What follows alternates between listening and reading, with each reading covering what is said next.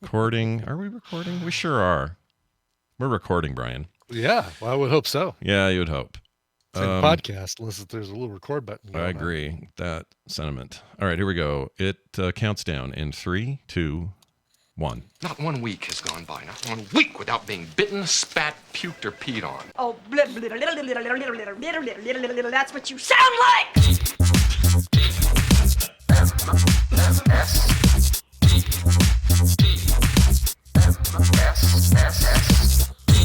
The Morning Stream.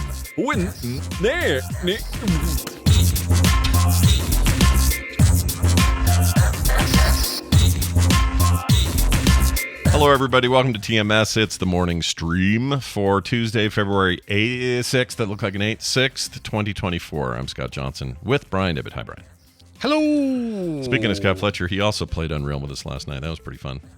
Didn't expect him to pop cool. in. Yeah. Oh, no, I mean, as if you and Dunaway already weren't enough of a draw for me. Now this seals the deal. Now this has happened. Yeah, and Amy joined us. We'll talk to her a little bit about it. But oh, very cool. She was often killing me, so thanks to her for all my deaths. And it was a really good time. We should get more people in there. I think Brian expanded the server to be up to 32 or something. Maybe 64. I can't remember what he did last night, but that game's rad. Anyway, cool. Hi, everybody. Welcome to a brand new episode of the Morning Stream. We hope you're all well and doing good. We're going to bring it to you hot and fast, you know.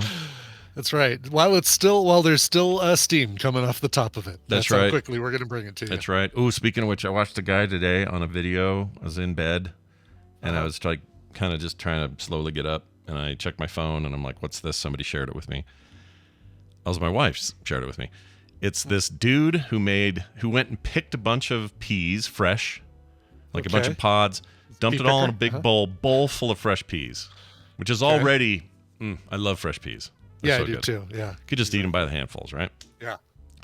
He takes this thing and using all outdoor equipment, including a smoker to cook it, he cooks the peas down to make this what looked like the most amazing split pea soup you've ever seen in your freaking life. Oh, wow. And he grilled bread for it. Oh, my God, that'd be so good smoked. Oh, Brian, it looks so good. It just made me want it. I want it so bad now. Little bacon in there? Do you have any bacon? No bacon, but it was something he put on top. I don't remember now what it was. It was one of these cooking videos where they don't tell you anything. It's just sounds and music.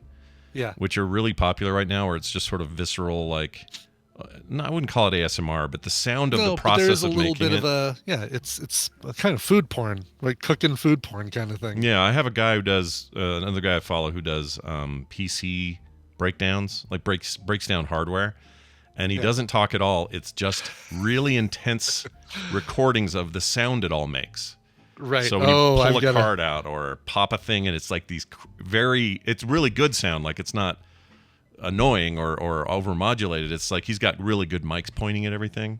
Yeah. And I love it. It's just... I need to show you. So I sent a video to Bill because basically I was like, okay, I want to do this. I'm going to put it in our Discord here. You can show it. This is, there's a Japanese company that produces LED signboards. Oh, look at this.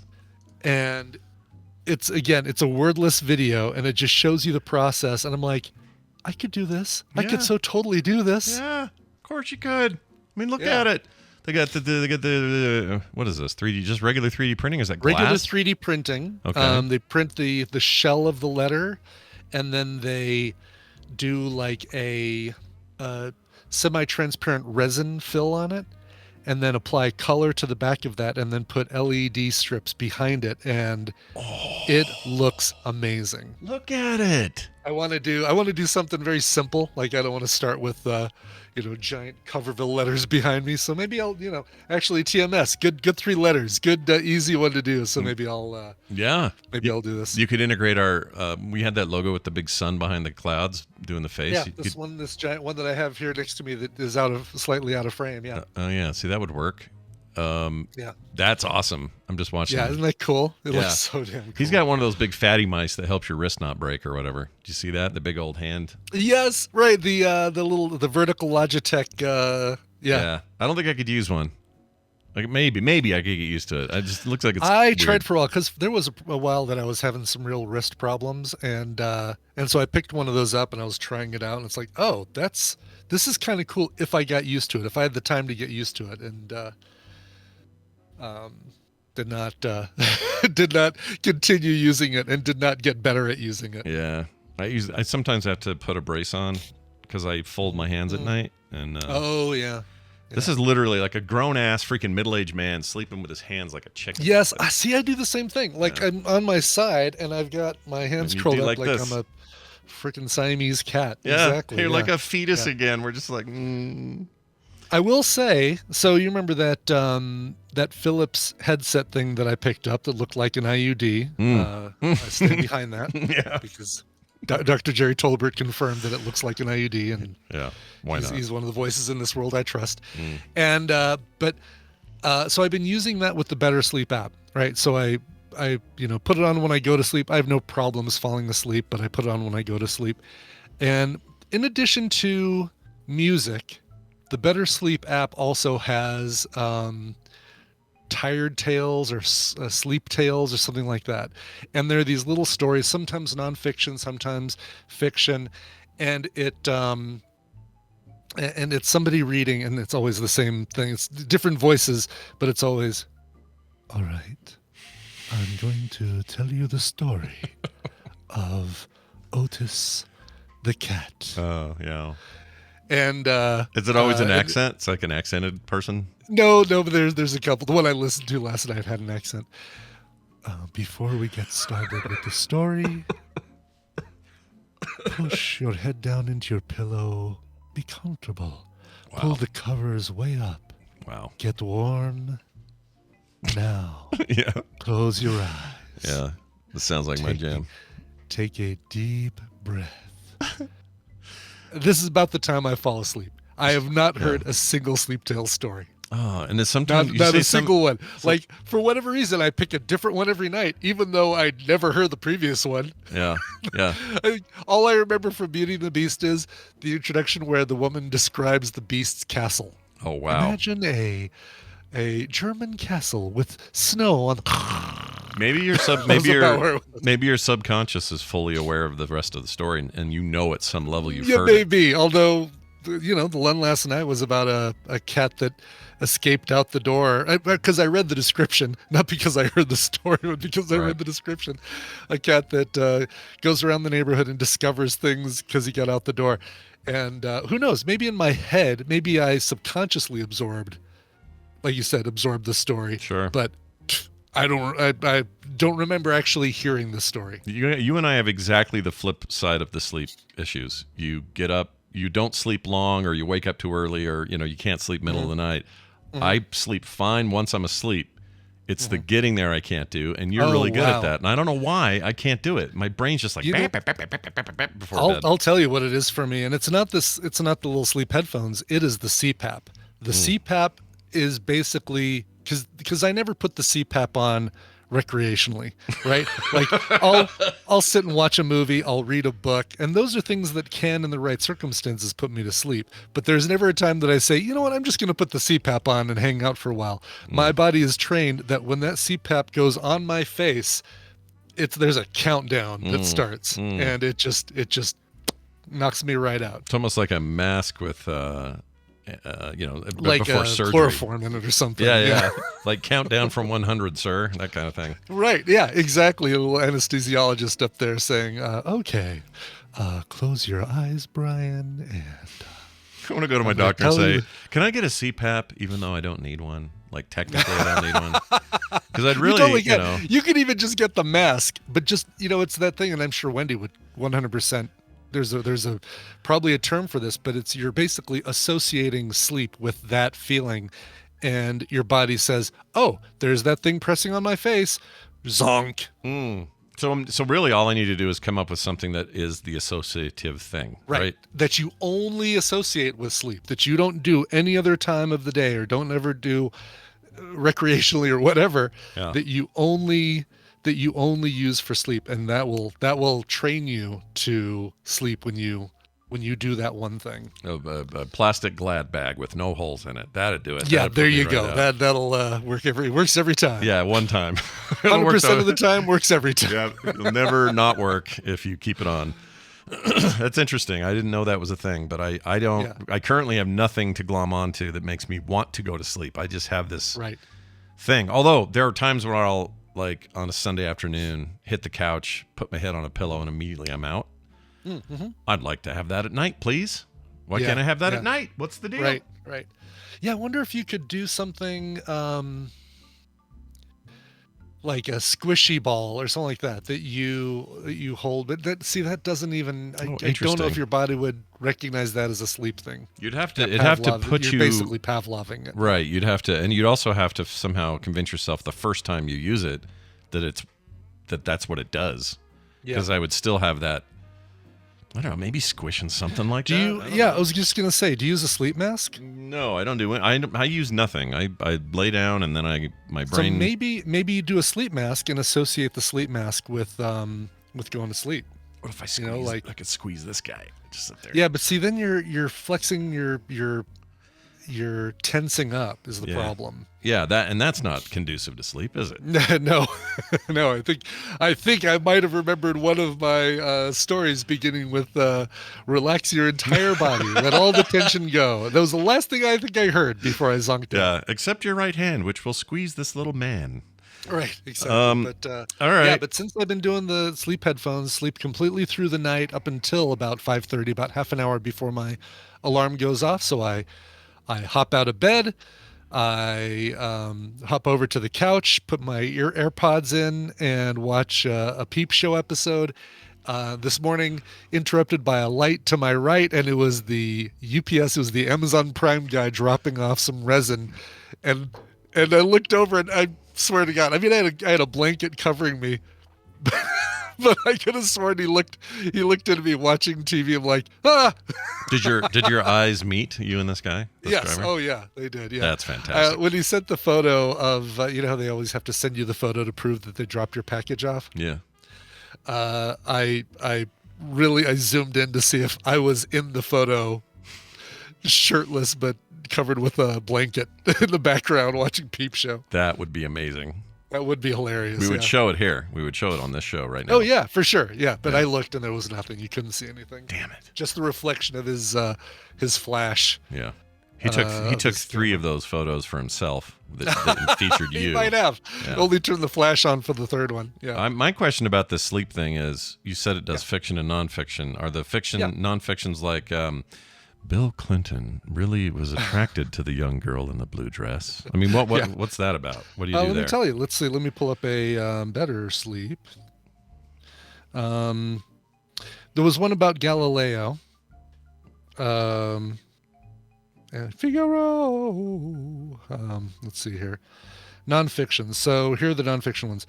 Under the Northern Lights of Iceland, Christmas in Strasbourg, The Road to Green Gables, The Red Shoe Diaries. Just kidding. The Sleep Encyclopedia, Volume 2.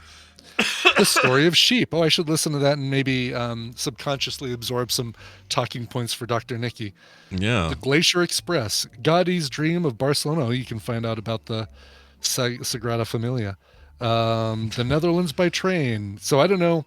Weird. I don't think I've done any of the. No, I did Galileo, but that's the only nonfiction one. So not really they're not like news events or anything. It's just like No. Galileo stared into the sky and saw lights. It's got to be the most non-controversial thing possible. So it's not going to be, how Trump convinced half the country that he won the election by Joe Rogan. Yeah. Yeah, I don't. It seems like that would be not conducive. Yeah, that would to be sleep. problematic. No, it's got to be the most. I wouldn't sleep. Not boring, but calming, like talking about the Netherlands by train, right? Or the road to Green Gables. Or It would be fun if it was today's headlines. Like, it would go. Oh God, it would not. Yeah, I would. Today, 4 stealth jets dropped bombs on Yemen. Yeah. 1,000 people were killed innocently, while only the target was hit marginally.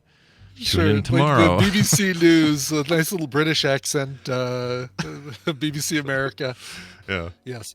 I like it. So yeah, so basically, this is Brian in bed listening to that.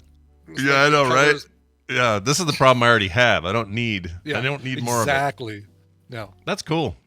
I like it. I think you're better off for it. I wish I had a trick like that. I'll have to come up with something. I bet Yeah, or get one of these headphones. I mean, maybe that's the thing that triggers Oh yeah, you. you know what? I heard you're not the first person to say that those work. Yeah, they're great. Philips. Do you have a link? Or here, let me just. I'm going to give you a link because Philips Cocoon. couple of old guys talk about their Cocoon. ailments. Yeah. Philips. Kokoon. Because maybe there's a. No, I don't think I get. Oh, here's a 20% off with code Google20. That's really good, actually. Yeah.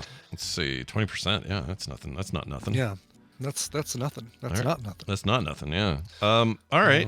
I'll look into this. These are those fancy IUD headsets here. Nice. But now it's now when I travel, it's going to be the CPAP and this, and There it is. Oh, that does look like that. Holy crap. Look at that big Yeah. wide ass IUD, girls. Look at that, Yes. ladies.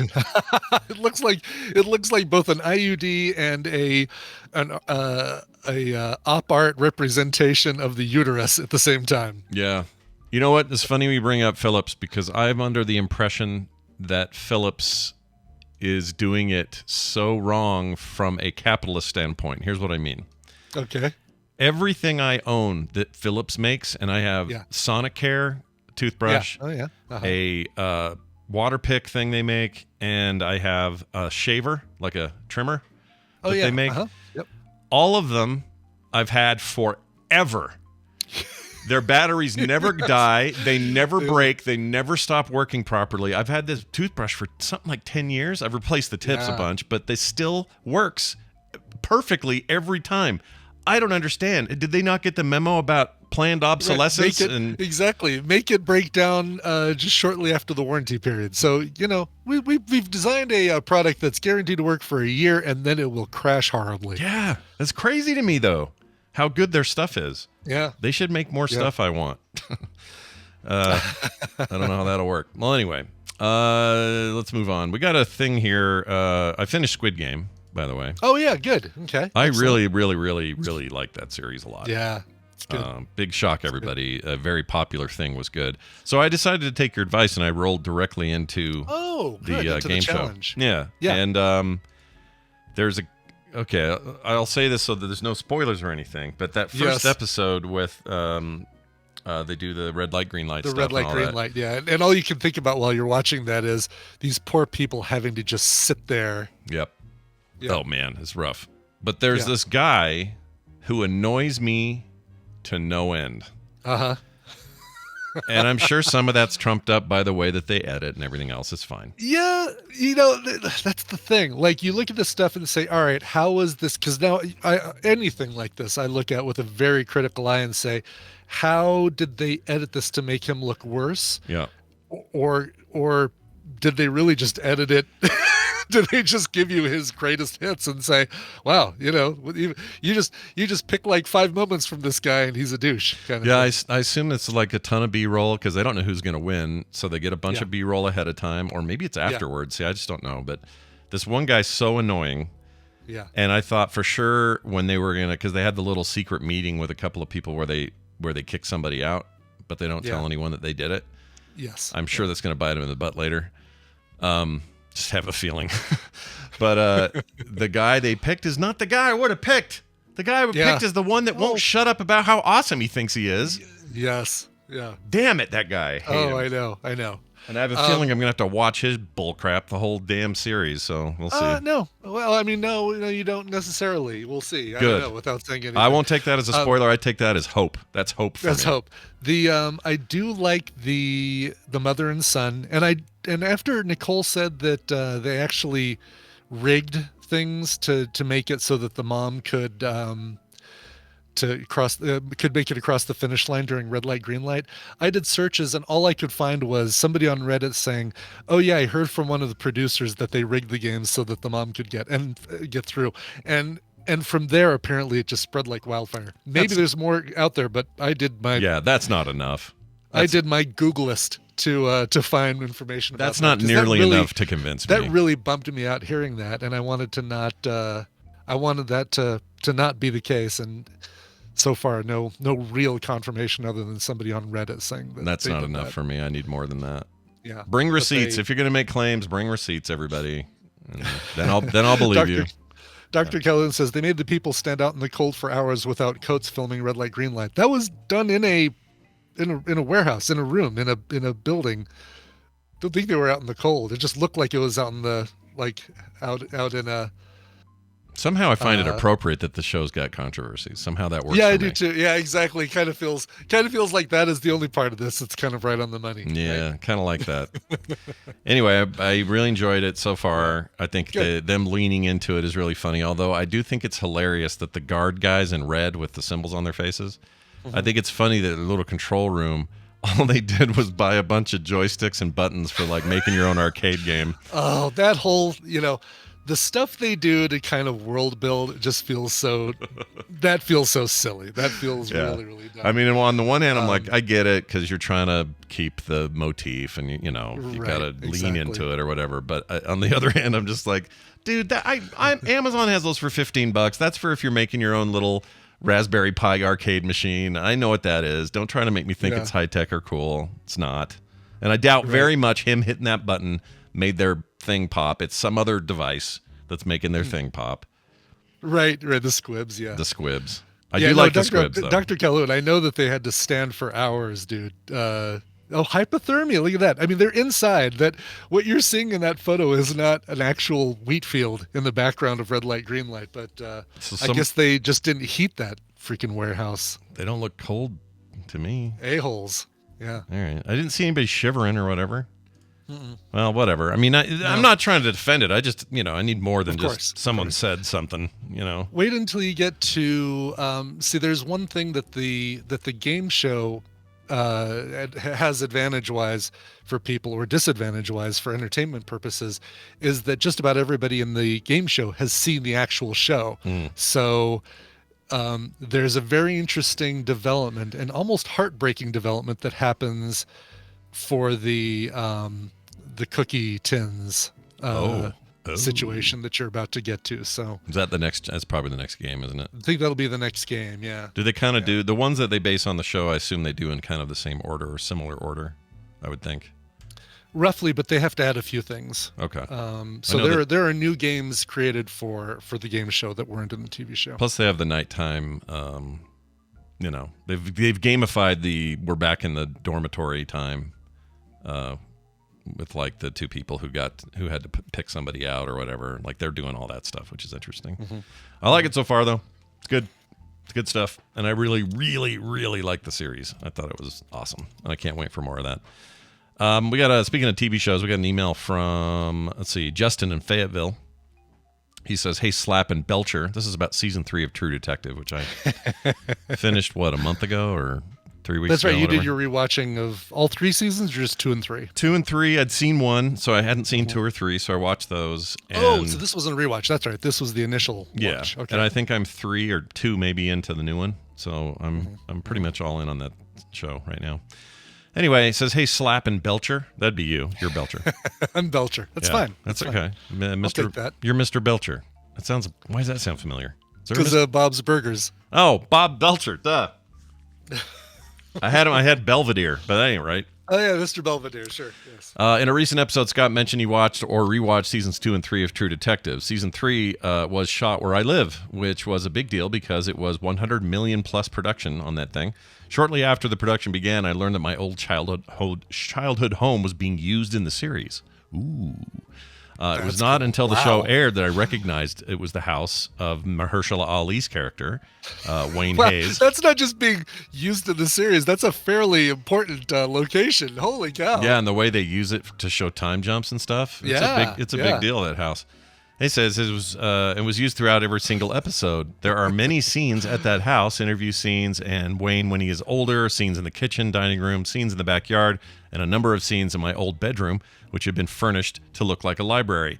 Much of the decor of the house was unchanged from when I saw it 25 plus years ago, which is probably why it was chosen. So it was bizarre to see the inside of my old house, nearly the way it looked when I lived there, and every week in the series. I have old friends from school who were scattered across the country who watched the series and were freaked out at seeing my old house week after week on HBO. Anyway, it was distracting as hell to have this going on while I was trying to watch that season's episodes. I wonder if you have ever experienced something similar to this. Love the show, though, Justin. Justin, this happens all the time. Anytime it's something shot where I live. So if I see the Sandlot, anytime I see the Sandlot, I recognize every location, including the actual Sandlot. It's all stuff I've seen in person or been to. And that happens a lot when something's filmed here. Do you remember the movie in the 80s or late, maybe it was very early 80s called Susanna Smiles or something like that? Okay. No. It was this really heartfelt kind of, these kidnappers took this girl, and it was just for money. And they ended up, she really like rubbed off on them, meaning they just really liked her in the end and felt bad for her. And it became like they were almost like, I don't even know if you could do this today because kidnappers are dicks, right? But they became attached. Was it Susanna Smiles? Susanna. It sounds like what was the one? Bette Midler and Judge Reinhold. Sounds like that, right? Horrible people or intolerable people. No, it was called Ruthless People. Ruthless People. Kind of like that. Oh, Savannah Smiles. Her name was Savannah. Smiles. Okay. Anyway, it's a big deal around here because all of it was filmed in the city. And we recognized everything. So it is distracting for me to see stuff where I know where it's been filmed. And I assume it's got to be similar for you if you see something in Denver or whatever. Dumb and Dumber, which is actually shared between both of us, right? It's, your airport and our Aspen or what was it? Aspen Streets? Aspen, someplace. No. Someplace out there in the mountains. When The Real World was filming in Denver, that was probably the most like, oh yeah, I know that place. Oh my God, why are they going there? Oh, that's a horrible place to eat. Don't do that. Basically it was like that for Tina and I way back in whenever that season aired. Yeah, and for that movie it would have been what, 94? So 94 for Dumb and Dumber. Yeah, in the early 90s, both Colorado and Utah had really good tax breaks for filming. Yeah. So we got a lot more stuff done out here. That all ended. And that's why everybody went to Georgia. So I'm guessing if you live in Georgia now, everything looks familiar because everything's filmed in Georgia now. All of it. Yeah, yeah.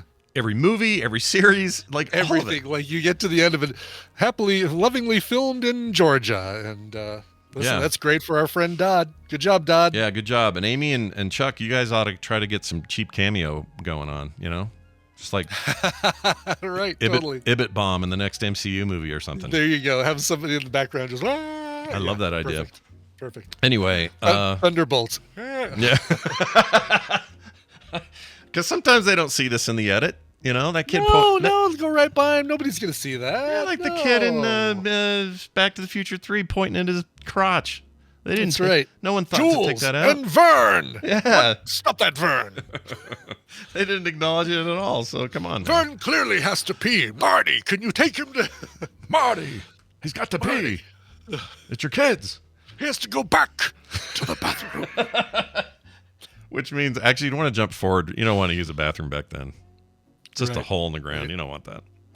Well, anyway, thank you, Justin from Fayetteville. That's a fun little deal. And then we got some Morse code stuff from our old pal Jeff Sire. You know him from such things as Canada. Yeah. Yeah, he's up there. Perfect. Canada! And he has this to say. Scott and Brian, you guys were talking about the Mission Impossible song being Morse code. Brian likely knows this, but the Rush song YYZ is also Morse code. Did you know that, Brian? Yes, it's funny. It sounds like you're saying Morse code. I always do. My bad. Okay. It's Morse code, but I always say Morris, and I don't know why. Yes. I think my dad Norris probably code. did. Yeah, yes. Chuck Norris code. He says it's how the song starts. The story is that when the band was flying back to Toronto, they were invited into the cockpit to talk with the flight crew as they were approaching the city. As they talked, a beeping noise started, and Neil Peart, the drummer, asked what it was. The pilot said they had crossed the outer markers for the Toronto airport, and the beeping was Morse code for YYZ, which is the three-letter airport code for Pearson International Airport. Jeff Sire. I didn't know cool. that at all. That's cool. I knew the YYZ was Morse code. I didn't know how that came about. I did an episode of Guess the Connection, trying to figure out when this was based on these the dates of the songs I picked for it. But you actually hear Morse code in a lot of pop music. YYZ is a good example. Astronomy Domine by Pink Floyd. I didn't know that. One of their early albums. Yep. Planet Claire by the B-52s. I didn't know that either. She came from Planet Claire. What part of it is Morse code? Just the beginning of Planet Claire is all Morse code. It's really, and then it goes into the keyboards. Oh, I can hear it now. All right. London Calling by The Clash What? ends with Morse code. Yep. At the end where he goes, never had to like you, and it's you hear the Morse code at the end of that at the end of that song. Love it. And I have SOS by ABBA in here as well, but I think that was just because that's frequently typed with Morse code. I don't think ABBA has any Morse code in, but it's nobody, that came about because of Morse code. That phrase. But they definitely need help, is what they're saying. They need help. They do. They need help. That's great. Also, this is a little surprising because I thought it was notorious that Neil Peart, drummer for Rush, would never fly. I thought he would only drive or rode his bike. Yeah, no kidding. I wonder. I want to know the full story in that because maybe that was it. Because he would get into that. I think it was even Jeff who told us this, where he would get into his big Momo cycle and just drive forever, like do 3,000-mile trips for concert events and stuff like that. Yeah. I don't know. Yeah. Art Chicken, there's a Kraftwerk song. I actually had it pulled up here. It's just not as well known. The Kraftwerk song, because that was the other one I chose for the episode, was Radioactivity uses Morse code. Oh, that's cool. That's great. Yep. You know what I love? I love London Calling. It's one of my favorite songs of all time. Yes. Now that I know that, I'm gonna listen closely to the end and hear the Morse code. Great album. Really from start to finish. Yep. Such a good album. And what do you think the chances today that today's title will be Morris something? Right. Yes. know? It'll probably be Morse code. Yes. And it's funny because I've been watching David Morse on on St. Elsewhere, and I don't ever say David Morris, so I don't know what's wrong with me. Right. I don't know. Yeah. It's weird. Anyway, let's get to today's news. We have some. We need to share it with the world. And here comes the intro for it right here. It's time for the news, and it's brought to you by... My debut novel, Healing Notes, is getting released on February 13th, 2023. That's a year ago. They probably meant 24. Yeah, I think they meant 24. Typo. It will be available in ebook and paperback wherever you normally buy books. This might not be the next great American novel, but it is a sweet demisexual romance about healing from trauma, going to therapy, and facing the unexpected and very relatable parts of life together. While it's mostly a romantic drama, I've sprinkled in as much humor as I can manage to balance out the more heavy elements of the story. Finally, I promise that while the spice is R-rated, you will not encounter any version of the phrase, "Oh my God, you're so big," anywhere in this book. That book, again, is called Healing Notes, and we don't have an author in here, but... did she not... Malia Emery, congratulations on getting published. I love this. Yeah, isn't that cool? I love it. Healing Notes wherever you get your books. Yep, very, very cool. Love to hear when one of our own is doing something rad. Faux show.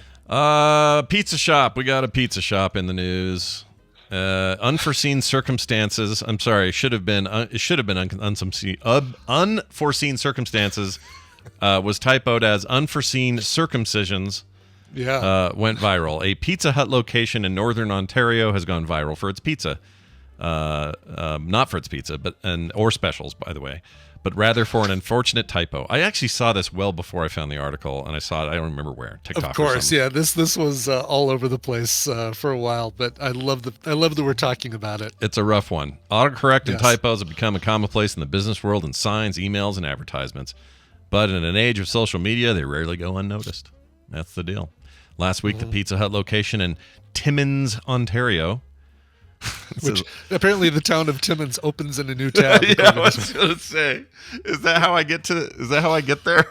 You open a new tab and you're in Timmins. That's a very funny thing for them to put. Why would you say this in your article? Well, I think when you copied and pasted, I think because that would be a link, right? So some kind of In metadata. your copy and paste, it's not a link, but it's basically just letting you know, by the way, when you click that, it will open in a new tab, so you won't lose this article. It's probably programmatic where they, it's if you looked at it, it'd be a link, but it translates it to this when you copy it. I don't know. Anyway, it closed its doors at the last minute and posted a sign that said they were closing for unforeseen circumcisions on the door. Which makes sense because I've never had to leave a tip at Pizza Hut. No. You know what? They don't need your tip. Well, sometimes they say we need just the tip, and then Brian leaves just the tip. Just drive that joke in the ground. Yeah, let's do it as far as notice we can do I it. Stopped. Yeah, let's just keep it going. Let's keep that thing alive. Oh, it's dead. Yeah, there's your sign, everybody. Due to unforeseen circumcisions, the dining room will be closed this evening. Sorry for the inconvenience. Open for takeout and delivery only. And then, Love it. Then they pointed out that George Takei retweeted it, which I hate articles that just talk about how people tweeted it. You know? Yeah. Like Right, that's news. yes, that's like we need to fill some more space. I know, and we can get some SEO quality names in there that people will find. Yeah. At least they don't do the dumb thing that people seem to do, which is put quotes around what they deem to be the most important part of the sign. The dining room will be closed this evening. Yeah. Yeah. What? It's weird. I don't understand the psychology behind sign making, but I will say this. What if it was circumcisions and we're all laughing. We all think it's a typo. Maybe it was. Maybe it was like a whole group of them said, crap, I need a quick circumcision. Yeah, me too. Oh no, close. We gotta. The pizza cutters look like they might do the job, you know? Yeah. Maybe somebody had an accident. Maybe two of them because it is Oh, plural. I see what you're saying. Like the sure. Yeah, those pizza, the dough mixers have a big twirling blade in them. And you worked there, right? I never worked at a Pizza Hut. Who am I thinking of? I did work for Pizza Hotline and Dano's Pizza growing up. I think I'm thinking of Tom Merritt or somebody. Somebody we know worked there. Actually worked for worked for an actual Pizza Hut. Yeah. But I'm just trying to think if there was anything they would be doing there that would cause their junk to get circumcised. Horrible story. I mean, like you said, the pizza cutter. That's definitely that's definitely the way it goes. Yeah, Jeez. that's what you can expect. How about this? A man partied for 4 days, unaware that he had been shot in the head. Oh man. Oh geez. So apparently the part of his brain that he got shot in was the part that recognized that you've been shot in the head. That's right. Dr. Tolbert, could you please tell us which part of the brain stores our information about where we're shot? Let's see. So this is how it works. Sounds like Massive Head Wound Harry a little bit. Imagine partying with your friends for 4 days while also being completely unaware that the entire time you had a bullet lodged in your head. Well, university student Mateus Facio, I don't know. Faccio. Faccio? Faccio. Facio. I don't know. Yeah. Required an emergency operation after doctors made the astonishing discovery that he had bullet fragments in his brain, according to Indy 100. It's a website of some sort. I was hoping it was like a like a racetrack. Like a racetrack, that just does news. Yeah. Before we do the new race, we'd like to announce, dude got a bullet in his head and party for 4 days. He got a bullet in his head. Party for 4 days. They only give the news every loop. They really got to pare it down to just a couple words every time. I like that. Let's see. He initially went to the hospital after experiencing some unexplained arm spasms. I think it's explained, but whatever. Yeah. Well, they were at the time unexplained, and now they're very much explained. Yeah, we have an explanation now. It says he'd been shot on New Year's Eve. However, the 21-year-old simply thought he had been hit in the head with a rock or something. Seemingly oblivious to the seriousness of his injury, fascio, whatever, carried on with his life as normal, swimming with his friends in the sea, partying, and visiting the beach. When you say visiting the beach and then... Not a hole you want to get sand into. No. I mean, I guess nobody has a hole they want to get sand into, but a brain hole... Yeah. is not a hole you want to get sand or salt water into. Oh my God. And your brain hole doesn't have like a sphincter item that'll block it from getting in there. That'll block it, right? Yeah, Exactly. You're going to get sand in there, which is like getting glass in there because glass is made of sand. Yeah. Boom, Yeah. boom. Look at the science on me today. Oh. It was days later, after traveling 200 miles from Rio de Janeiro to Luis. How would you say that? Juiz de Fora? Okay. I don't know. Well, you do pronounce the J in Rio de Janeiro, so it could just be Juiz de Fora. Oh, yeah, that's true. That's Yeah, probably right. I can never remember which Latin languages pronounce the J as an H and which actually pronounce the J as a J. So this would be... Because you say Jalisco. right. You don't say Jalisco, right? You Right, say but that's Spanish, not... correct. What's wrong with Portuguese. me? Portuguese, geez. Portuguese, yeah. So Portuguese, I think, is... I think they're different on the J. They're the hard J, yeah. Yeah, kind of like Spain they do the Barcelona thing. Right, Barcelona. Yeah. Yes. Right. Which just never sounds right. I'm sorry to your whole nation. Oh, I like it. I kind of wish we use that all the time here. It doesn't sound right. It just throws me. Can I put some cheese on your pizza? See, it's awful. Well, unfortunate Oh, it sounds... circumcision. We had to close the Unforeseen restaurant. circumcision. Yeah, no pizza for you. Anyway, this surgeon who treated Flavio Flamentia or Now it just feels Falconmeta. like they're making up names, doesn't it? Yeah, but that name's great. Flavio Falconmeta. Falcometa. That's Yes, I am Dr. Falcometa. I will find what has happened to your head. Only my wife calls me Flavio.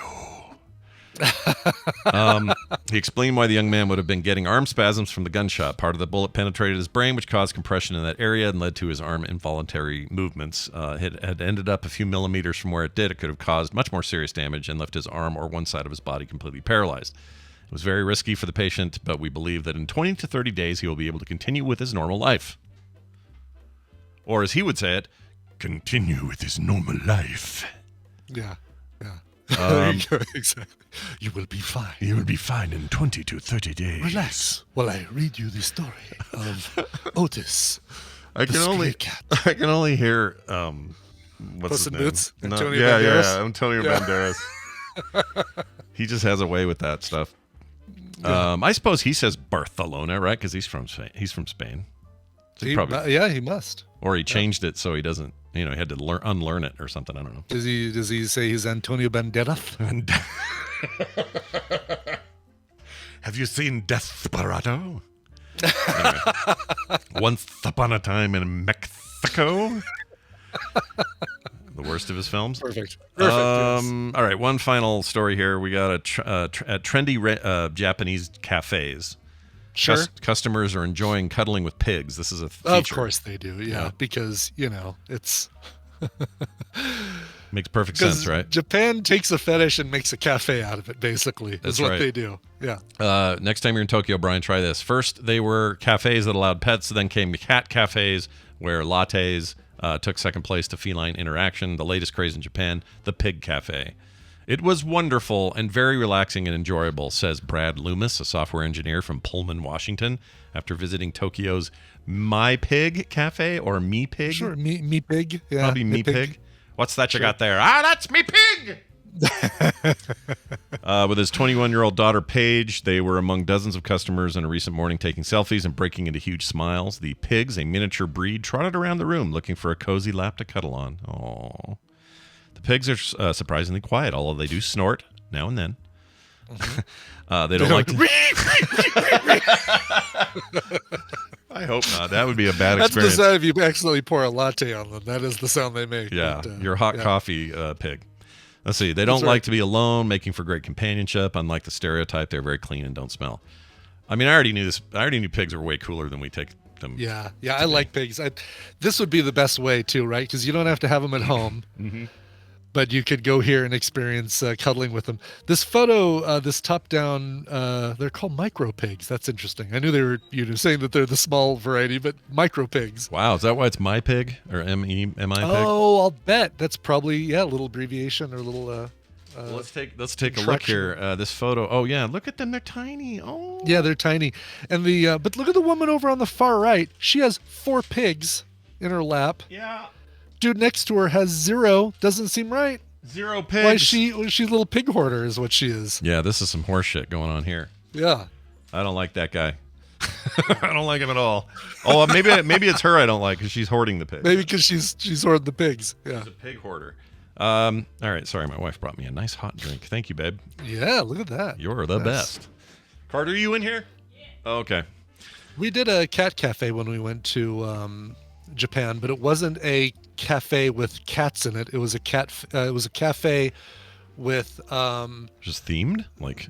No, the servers were dressed as cats, but not like in a mascot costume or furry costume way. They just had the ears and they walked around, Oh my gosh, I want to die. With their paws up, and like when you needed them, you had to go, meow.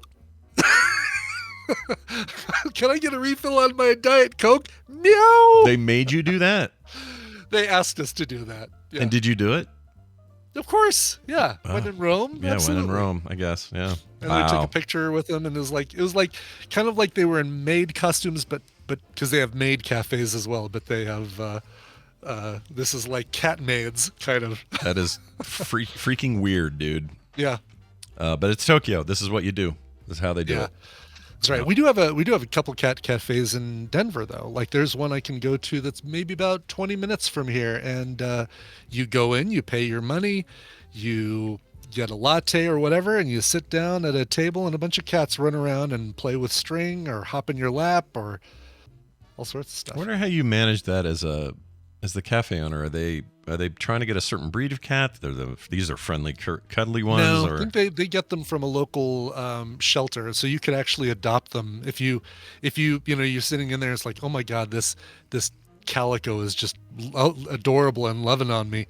You could start the paperwork then and there, I think, to adopt it. Yeah. So okay, here's the deal. I would not normally gravitate to a place like that, but if I was in the market for a cat rescue, I would absolutely do this. I would go. Yeah, I would try the food. It's a great showroom. Like it's let me sit in the Model X. Oh yeah, this is really comfortable. Does the seat recline? Oh, it does. Okay, I'll take this one. Yeah, kind of thing. And I'd pick the hair out of my food. Would you do a puppy cafe? Like being more of a dog person, you would totally do a puppy cafe. 100%. Right? I would do a puppy cafe. Yeah. So or even old dogs. Like if it was a rescue like that, that's cool. Sure. I like that a lot, actually. I think it would smell weird, but maybe they're good at that. I don't know. I like the word, and by weird you mean horrible. Horrible, yeah. It would smell horrible. I mean, I like the smell of Carter's dog, Ripley. I can cuddle with her. I love how she smells, even when she's a little dirty. It's like a pure dog smell in her fur. I just love that. But Rainer, on the other hand, you give her 3 days on her own. I don't want to smell that, dude. She reeks. She excretes something gross. I don't know what it is. I love my dog, but she excretes something. It's foul. Anyway. Oh, jeez. Let's take a break. When we come back from this break, we're going to spend some time with Amy and our little segment we call Read This. She's got a couple of clips today, so I'm excited to find out what we should be reading. And we'll have a little smack talk about her time in Unreal Tournament yesterday. Why not? After that, we got, just kind of summon things up. So if you're excited about anything I just said, you got to wait just a sec because Brian's going to play a song. What do you got? That's right. But don't worry. We'll give you something really cool to listen to while you're waiting for all that. That's right. Let's go to Baltimore for a group called the South Hill Experiment. This is cool. This is a couple of brothers named Barrett and Goldwash who had a couple of records, Moonshots and Sunstrikes, in the last few years. KEXP and KCRW have loved these things, and I can see why. After listening to this song, I was like, oh, I need more of this in my life. It's kind of electro funk, a little bit of trip hop, a little bit of funk. I mean, this is so cool. Best thing to do is just let you listen to it. The brand new song is called Little Monk. It features Carrie Riggins, and the album, the single, just came out. They got a brand new album coming out along with this as well. It's called South Hill and Friends. Comes out March 1st. Here is Little Monk featuring Carrie Riggins. Something about Friday nights always brings out the weirdos. Oh, really? That's great.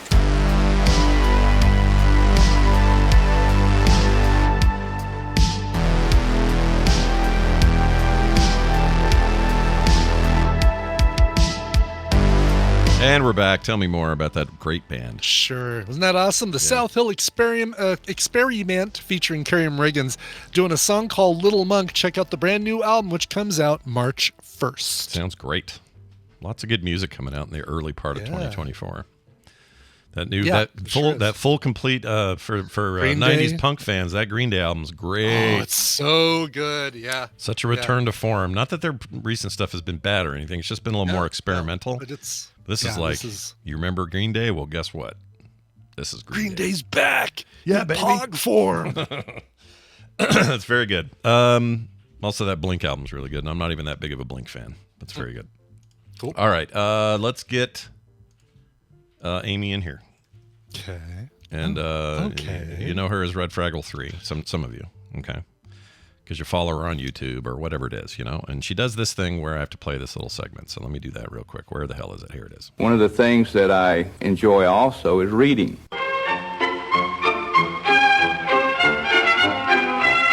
Look who it is. It's Mrs. Robinson joining us. Never really thought of you that way. Cuckoo. Plastics. Yep, that's right. It's good to have you here. How did you feel about yesterday's play? It was pretty fun, right? We had a good time. Oh man, it was so much fun. I actually, when I set everything up to be able to play with you guys, and I got logged in. I had never actually played Unreal Tournament before, but I have played first-person shooter deathmatch type situations before. Yeah. And I got it all set up just to make sure that I was all set up. And so I played a little bit with the bots that Dunaway has running on the server, and I was like, man, this is just as much fun as I remember. And I suck just as much, if not more, than I remember. But man, it's fun. It's coming back to me like a bike, like riding a bike. At first I was like rusty, and I was like, oh, I don't know, it feels off. And then it all comes flooding back, and I swear I felt 25 years younger last night. It was just like, this was all I was into. And people don't right back into those times where we had T connectors and coax and all that mess. You'd have to try to dial up to play anybody. The default connection for playing online in this game is, do you have a 56K modem? Like, it literally asks you that. Yeah, for real. And I was like, awesome. wow, that's so funny. And I remember one time, one of my boyfriends that I dated when I was in college, that was the setup they had, and they had like both apartments, like their apartment and the apartment right across the hall from theirs. They had run coax between them so they could have these big LAN parties. Yeah. And they would play like Quake and Quake Arena and stuff. And freaking at one point they had them hooked up to their speakers. Yeah. And the neighbors called the cops because they thought there was actual gunfire. Oh my gosh. Because they had it turned up too loud. That's amazing. See, this Wow. is all of that stuff where we would figure out ways. My neighbor and I did this with phones. We would connect directly across the street from each other. There'd be a cable out in the road, and people would drive over that cable. Really? But we didn't care. We were just like, we got to play, and there was no better way to do it back then to get kind of the LAN experience. But dial-up was bad, and people were picking up phones and all that. But the thing with this is, and I don't know if I talk about this very much, but Unreal Tournament is, as much as anything in my life at the time, is responsible for me jumping into content creation very early. Right. If it wasn't for that game, I wouldn't have done. Because it was mods that you were doing a show for, like a pre-podcast podcast. Yeah, basically. that show was called what do we call it? Oh, Infiltration Radio, and the mod was called Infiltration. Something you still getting installed. People are interested in seeing what that was, but it was this kind of realistic mod for the game, and I started making comics about it, made a radio show about it. There was no such thing as podcasting, but we just had one, and put it up on the web, and people could download it. And it is I look back now, and it is very much, that era is very responsible for where I started to at least point in. And that meant, the forums that we ran and all this stuff that we did was very reminiscent of what even I'm doing today. So I just have so much love for it. And to be able to get back into it and play with friends and blow some of your heads off was just a treat. Oh yeah, that was What so joy. much fun. Yeah. It really was. And by That the sounds way, Dr. Calhoun, sir. Oh, he's a bastard. He's a bastard. Really? Oh, funny. I saw it mentioned that he played with you guys too. All right, I need to Oh get my in there. gosh, obviously. he's a two- bouncy little sucker too. Like he was, No, like his boing, boing, his boing. ability to dodge us, because we played Instagib on Facing Worlds, which anyone who knows Unreal Tournament will know what I'm talking about. It's this amazing map that really is maybe the greatest capture the flag map of all time.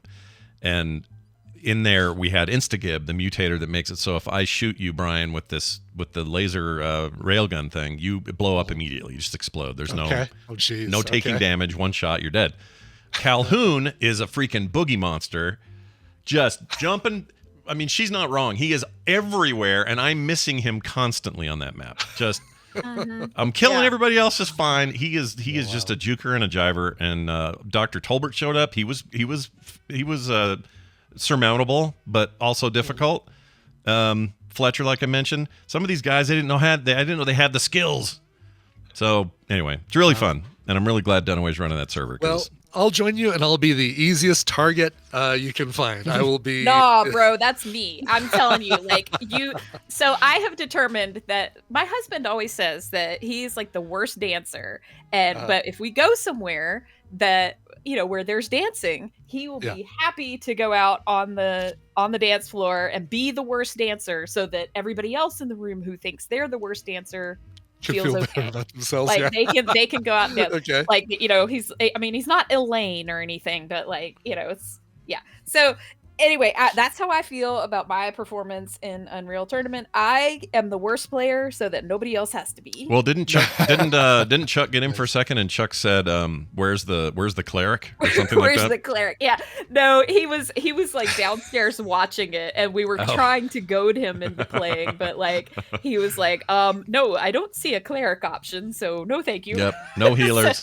And then people are like, "Well, we should get a heretic or hexen on here. Or we should be." So now we got all these ideas. But if anyone out there's like, "Dude, I love that game. How do I play?" If you want to be a part of our server, often it fills up pretty quick, so just know that. But you can hop in there any day. Just go to RetroGib, that's GIB, retrogib.com, and Brian Dunaway set up all the info you need. Even if you don't have the game, there's a way to install it.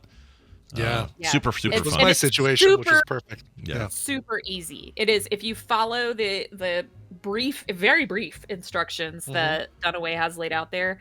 Super easy. Yeah. There's no step 4. Yeah, it's all very, 3 very steps. helpful. Yeah, and I would say that we'd go easy on you, but no, I won't. I will not go easy on anyone. No, nobody's holding going back. easy. I had one map where I was like, I literally didn't even get out of the weapons room. I was just like constantly, my head was just constantly on the floor. I was like, all right, well, that's it for me. And it does that. It does that vertigo thing where if you get headshot, your head is the camera view, and it kind of fly, and the whole camera is like spinning when your head falls down. That's pretty great. Oh, God. It's fun. All right, well, let's get to some book reading. Back in '99, my parents would have told their kids, "You need to read more books and play less Unreal Tournament." So, what book should we read this week? All right, so I gave you 2 clips. Let's start with the young adult novel that I bought. I'll play this one. If we can't have a reasonable discussion in this classroom, then I'm going to have to end this lesson right now, he tells us. I want all of you to take out your grammar textbooks and start the exercises on pages 25 and 26. They're due tomorrow. Lucy regains some sort of courage and pipes up. Mr. Davies, that's not fair. We were having a reasonable discussion, but they, she nods her head over her shoulder, unable to look in Mitchell's direction again, are the ones who ruined it. I don't understand why you're punishing all of us. Lucy, did I or did I not just announce to the class that it should begin the grammar exercises on pages 25 and 26 of the grammar textbook? Mr. Davies spits. Yes, but Lucy begins. No, stop. Mr. Davies interrupts. Stop talking. You can add page 27 to your assignment. Mitchell and his friends collapse into laughter, and Lucy sits there, stunned. When the bell finally rings, I grab my stuff and head out as fast as I can. I spot Claudia making her way down the hall toward me. "Hey," I say. "Hey," she answers. "What's happening?" "We just got all this grammar homework." Mitchell was bugging that new girl, Lucy, and instead of dealing with him, Mr. Davies just assigned the entire class all these extra pages of homework. "Let me guess," Claudia says as we head down the hall. "Make me a sandwich?" "Oh my God. However did you figure that one out?" I answer, my voice thick with mock surprise. Mock surprise. No idea who that is or what this book is, but that voice is sure familiar to me. Am I supposed to know who that is? I don't know why it's familiar. I don't think so. Okay. Hold on. I have the Goodreads Susie page Jackson is the narrator. is the Oh, narrator. you know what, Okay. Chad? Yeah. Stephanie Innipet says Kristen Bell. That is who I was thinking. That's who I was hearing. Oh, it definitely sounds like Kristen Bell. Yeah. And I could see that it is not Kristen Bell. I kept thinking Amy Poehler when I was listening to it, but there's a weird. Yeah. reason for that. And the reason is this book is called Moxie. It's written by Jennifer Matthew, and it has been adapted into a movie that is available for streaming on Netflix. So it was directed and produced by Amy Poehler, and she's actually in it. She plays the main character's mom, and this is a great story. My daughter actually made me watch the movie. She's like, "Mom, you got to watch this movie. It's great." And mostly because she knows I am, y'all know me. I'm very feminist, and I'm usually very kind, very easygoing, but there are certain buttons that get pushed. Sure. And one of those buttons is school dress codes, and it drives me freaking nuts because they're always sexist as crap, and they always target girls, and and it's never evenly distributed. It's just creepy. All of it's creepy, and the crap with teachers pulling out rulers to freaking measure discipline. girls' skirts and gotcha. stuff. Yeah, I'm like, This is okay, not Catholic school. Okay, gotcha. no, I mean, at least making in sure Catholic their school, they hand just is have- the right length from the floor and all that. Yeah. Yeah, you guys got it and way then- worse than we did. We only got jock checks. We've talked about that before. Not everyone did, but we did. And that was about the only humiliating thing. But girls, they got subjected to every kind of double check the length of this, and why is your neckline so low, and why is your hair cut the way it is. It was weird growing up. Well, and everything is about oh, well, the way you're dressed is distracting. And I'm like, distracting to whom? It's not distracting anybody I can see. And it's, oh, well, if your clothes are too revealing, then you might distract the boys. I'm like, wait, so I am responsible for the fact that Peckerhead over there can't pay attention because my shoulders are showing. So anyway, I don't want to get off on that rant too much, but she knew that would be that I would resonate with this movie really, really well. And so she made me watch the movie. And once again, hey, I bet this is a book. Red flags went off, and sure enough, here it was. It was a book. And I thoroughly enjoyed both the movie and the book, and there are enough differences to where even though I had already seen the entire movie, I was able to enjoy the book just as much. I knew the overall arc of the story and where it was going to go, but there were enough differences there to where I really, really liked both of them. And Amy Poehler's awesome, and yeah, I love her.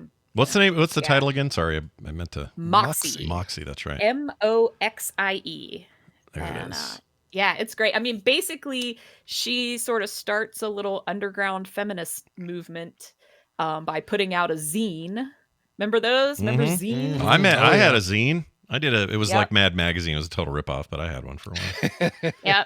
So she created a zine and clandestinely distributed it around school, and sort of accidentally created a gigantic feminist movement in her school, and leads to all sorts of interesting changes and activism and stuff. So yeah, I recommend it for anybody who either is a teenage girl or has a teenage girl as a daughter, or just is interested in the stuff that teenagers are. I just personally like reading young adult stuff for the same reason I think, Scott, that you like dealing with little kids. It's like they just it's adults are boring sometimes, Adults are lame. you know? I mean, Adults are all yeah. set in their stupid ways and they suck. Yeah. And kids are amazing. And then I just love content that is like, I'll watch. There are 10 new episodes of Bluey and they're all brilliant. And the one about art and drawing will make you cry. It made a grown-ass man cry in the form of me. Really? Oh, Yeah. wow. Okay. Let This me stuff tell is you, so I good. had to last week. I shared this with some people. I had to take my daughter to the hospital last week, and nothing is freaking worse than a children's hospital. Can I just tell you? I mean, my daughter's 17. Yeah, I'm sure. Jeez. She's 17, but she like just qualifies to still go to Children's Healthcare of Atlanta, and so that's where we went. And man, that is the worst because you're just surrounded by all these little kids who like don't understand why they're sick or whatever.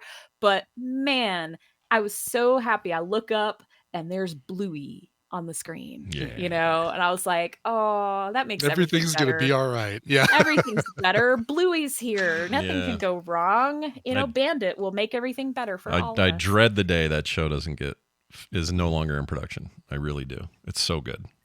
I feel like they're gonna make enough of it to where it'll be like it'll just be perennial. You know, it'll just Like stay around. And like, infinitely rewatchable kind of thing. Yeah, it already Right, is. Like exactly. you can And sit it's- down and watch any of them without any hesitation. I never go, oh, I've seen this one. It never happens. It's always good. It's like Futurama or any other.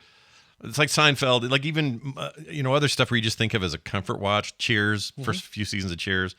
It's just never not okay to see it. That's how Bluey is, and maybe even more so. It's so good. That's cool. yeah. Yeah. Real quick about this movie. The principal's played by Marcia Gay Harden. Can I just say that a mean principal being played by her is a perfect casting? Oh yeah. Totally. It's great. She is so, and that's one of the differences in the book. In the book, the principal is a guy, and I love them making that adaptation for the movie because it shows how like women can very easily adopt their own internalized misogyny and project it onto the world and just say, oh well, you just need to ignore them and just redirect, like you just sit there and take it, because we all know women like that. And it was, she's perfect. And I saw her on the credits too. And I was like, oh, Marcia Gay Harden, this is going to be fun. I'm going to have somebody to hate. Yeah. If you need, hey, right. It's like Not because I don't like her, but like, No, of she course. But plays she that plays character so she well. plays a villain character very well, or at least controlling, strict. Yeah. Of all the so if you look at the 2000s and I look at female villains, there's nobody that does it better than her in The Mist. Like to this day, she's the most evil person in any Stephen King adaptation, for that matter, ever. She's so good in it. I also see Clark Gregg's in this, so the return of Agent Coulson. Woo! Oh, perfect, excellent. Oh yeah, he's great too. Like you just love him and just feel a little bit bad for him because he's kind of thrown into the deep end a little bit, but I don't want to give too much away there. So yeah, definitely Cool. This is kind of a bonus, like a go read this, but also watch this. It's a little A bonus. read-a-mental and a recommend for ya. recommendal. I didn't know Amy Poehler was directing anything, which is very cool. I didn't know she had done that, so that's awesome. Yeah, it's great. It's cool. great. Let's talk about your. So again, that is Moxie. Everybody, the film and the book. Tell us about this next one. What do you got here? So the next one, while that one was a young adult novel, this is a not so young adult novel. This is for 85-year-old Right, exactly. old for people. those of us who like a little bit of intrigue, a little bit of spicy, and go ahead. Ooh, spicy intrigue. Here we go. Somewhere from inside the house, I hear Ben's voice, a touch louder than usual, my lips thin. The thing about my husband is that he can charm the birds out of the trees, but only if you play by his rules. Don't get me wrong, I give as good as I get in our relationship, and I enjoy the games we play as much as he does. But what happened last time has soured things a bit. I'd feel safer if I was in another country right now. I slip on a pair of sunglasses, tinting the grey world sepia, and then I light a cigarette and wait. Someone will allow curiosity to beat their social anxieties. Well, hello, house number 5. The curtain twitches, then the door swings open. I adjust my gaze to see the tiny woman exit the house. Her purple-tinted hair is cropped fashionably short, and she wears big, thick-rimmed glasses. reminding me of the old-school fashion designers who aged ungracefully after the swinging 60s. She makes a beeline straight for our house. She glances at the removal men. There's nothing more stressful than moving house, is there? I shake my head. I'm Effie, by the way. Beryl. Have you lived here long, Beryl? Oh, yes, longer than anyone, she says. I know all about this place. Its history and everyone who lives here. I lean closer to her. Tell me everything. I'm nosy. Beryl's eyes sparkle and she leans towards me, eager to gossip and give me what I want. Let the games begin. Oh my gosh, moving house, very British. I like this. Right? Yeah. It is very, very British. And as a couple people in the chat has spotted, that is Billie Piper. Yeah. You know, Oh, such a crush on her as a companion in Doctor Who. as Rose. I know. Eccleston's companion. Well, and I guess into not Matt Smith, into what's his face? David Tennant. Tennant, yeah, right. Yeah, well into David Tennant, actually. Like, that was a heartbreaker of an episode when Rose left. So, yes. Anyway, so this book is called We Play Games, and it's an Audible original. So if you have an Audible account, this is one where you can just put it in your library. You don't have to spend a credit or any money or anything. You just get it Included. And, cool. Yes, and it is really good. I found it really, really fascinating, and it switches between it's all told in the first person, but it switches narrators throughout, and so you get some of Effie, you heard there, and then some of Ben, the husband. Dan Stevens. Love from him. Legion and a bunch of other things. Yeah, love he's guy. Great. Yeah, it's really, really good. And it's the new voice of Corvo on Solar Opposites too. Yep. Dan They should never get rid of him doing that. By the way, he's so. I good. agree. Yeah, that's an improvement. Like, fantastic. Sure, yes. Anyway.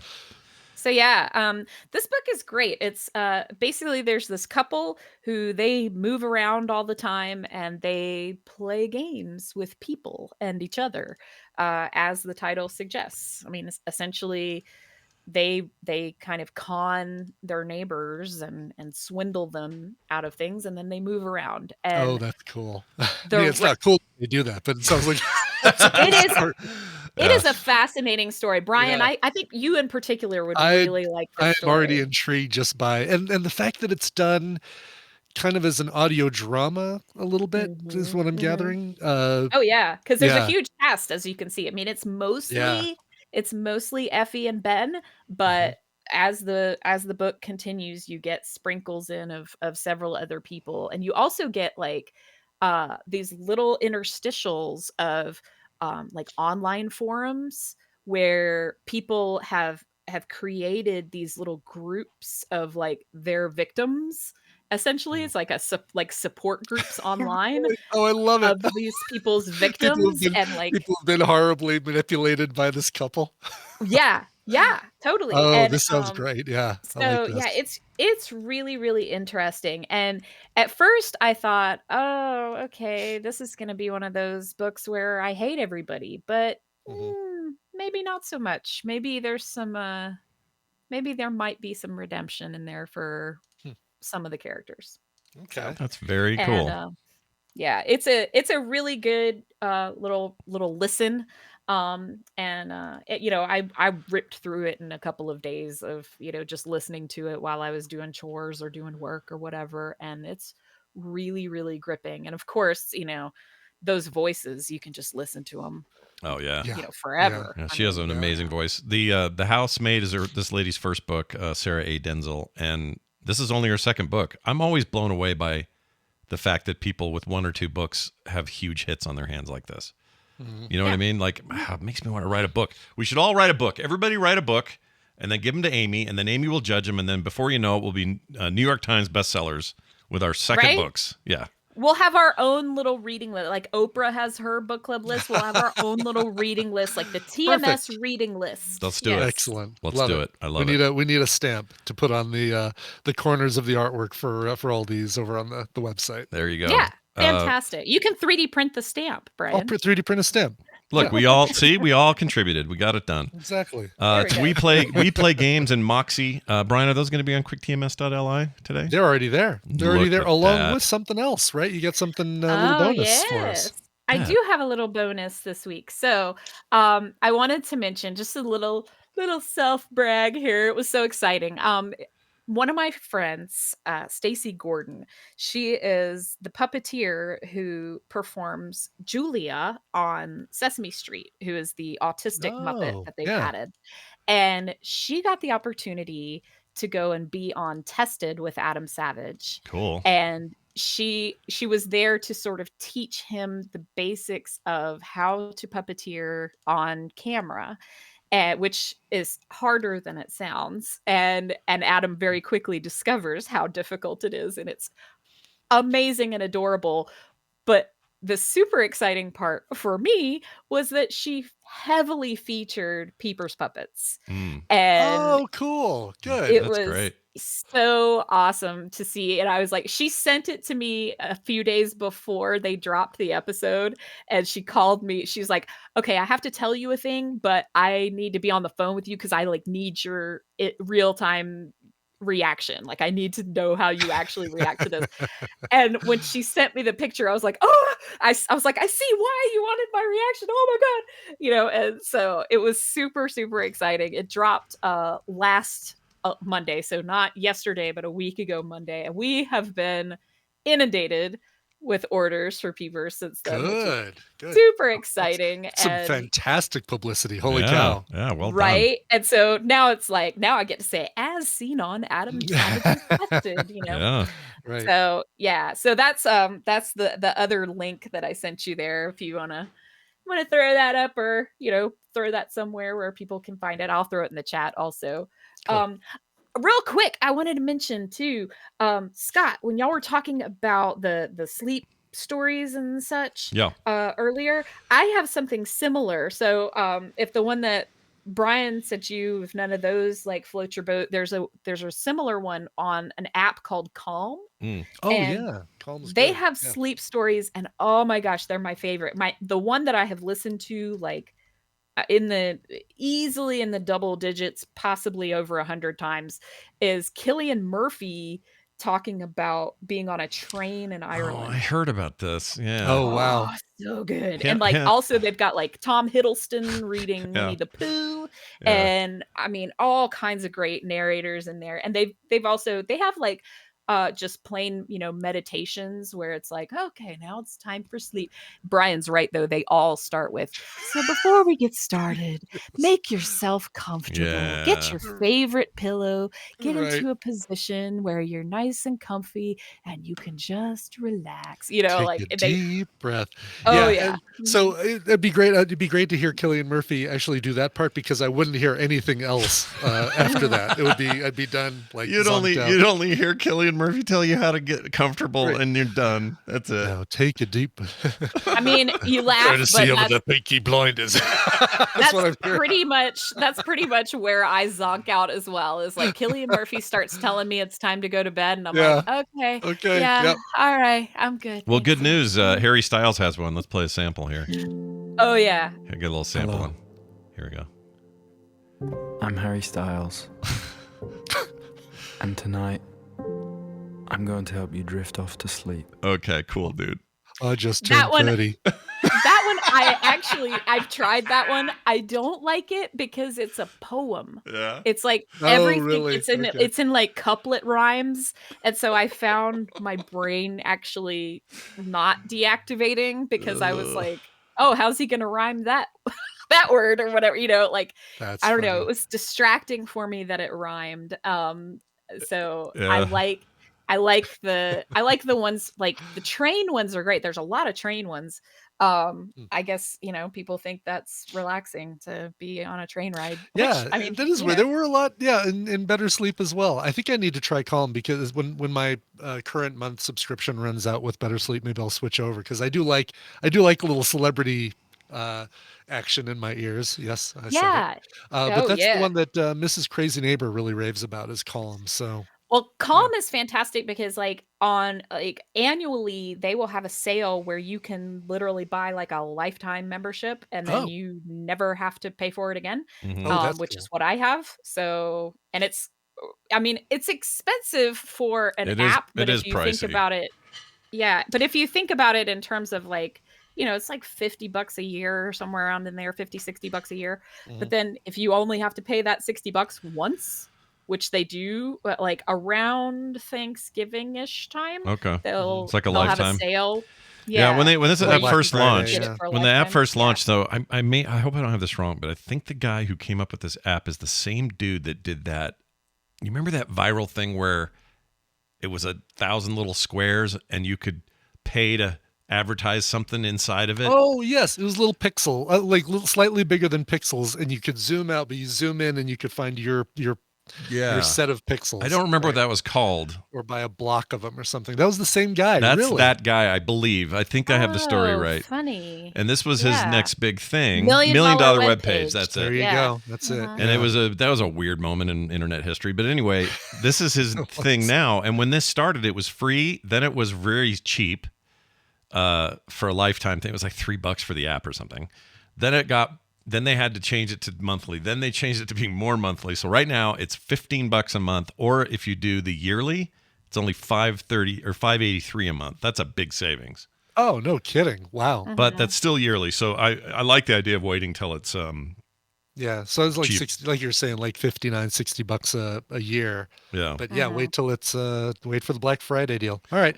Yeah. I'll sit on Better Sleep until then, and then I'll jump into the buy it forever. Oh, that's deal. a good idea. Yeah. Yeah, you've already kind of got something that's 'cause working. They seem to do that like once a year, and I'll let you know. I'll keep it in mind, and I'll let you know. Like, hey, Calm has their lifetime thing. Yeah. And, I think it's this guy. I hope I didn't get this wrong, but I'm pretty sure this is the dude. I can't remember now. There was some connection with that guy. Anyway, what else? That's it. Hey, this was great. All this reading and you being here. What else can you ask for? Really? What else? I mean, well, I'm gonna be in Vegas, so you can ask for that. Very excited. Hell yeah. I'm very, very excited. Excited to see you guys. We're sad for the reason. Well, not sad for the reason. We're sad that the thing that almost pulled you away from Vegas didn't come through, but we're happy that the end result of that, the byproduct of that, is that we get you in Vegas. Yeah, and don't worry. Yeah. OnlyFans will give you another chance down the road. It's fine.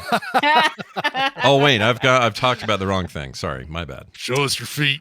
Show us your A whole different. Show us your God. Muppet. Give us your No Muppet one feet. I want my Muppet feet feet right now. Maybe they want Muppet feet. It's fine. Don't worry about There it. we go. Peeper's feet. Yeah, Peeper's feet. Well, Amy, it's always good talking to you. Have a fantastic time, and I hope to see you in a frag situation soon. Bye now. All right.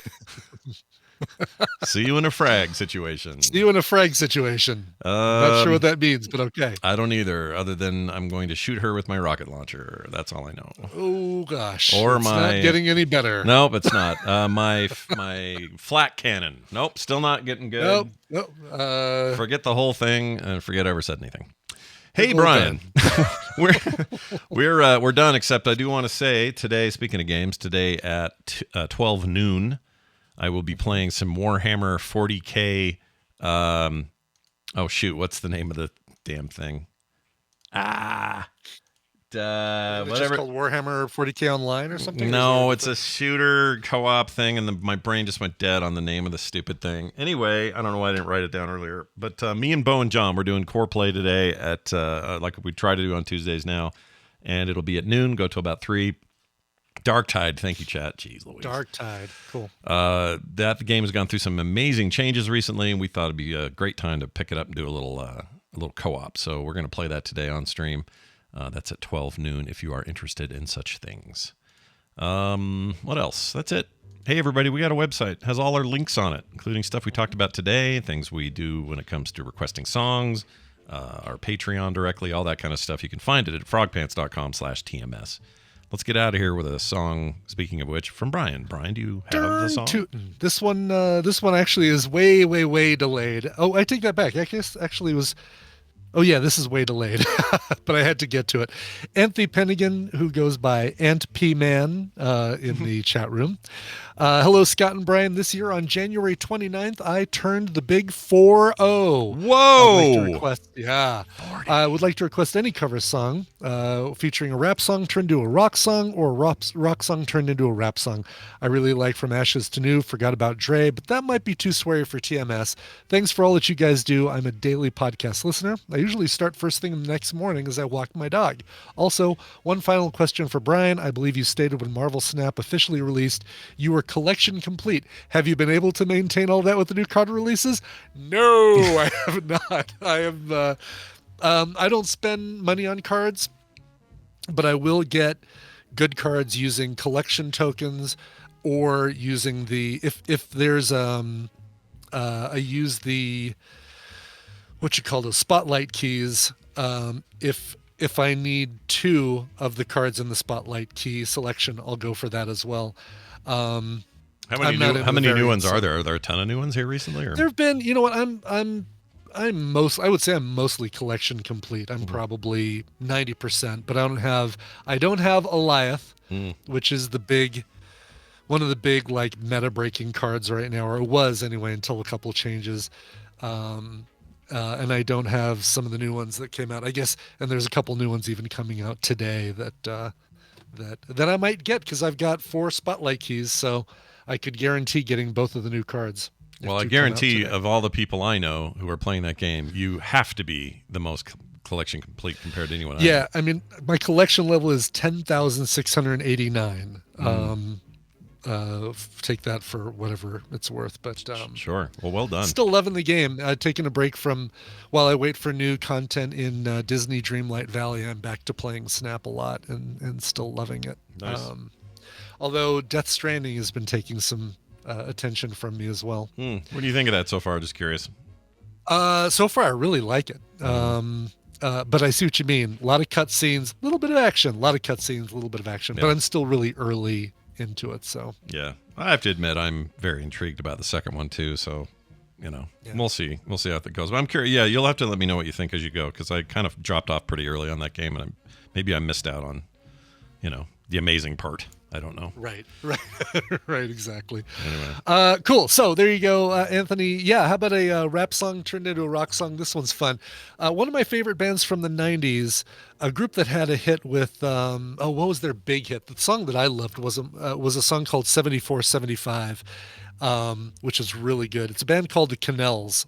And for a compilation called When Pigs Fly from 2002, they contributed this version of Cypress Hill's Insane in the Brain. That is definitely not the song that you know by Cypress Hill. Here are the Canals.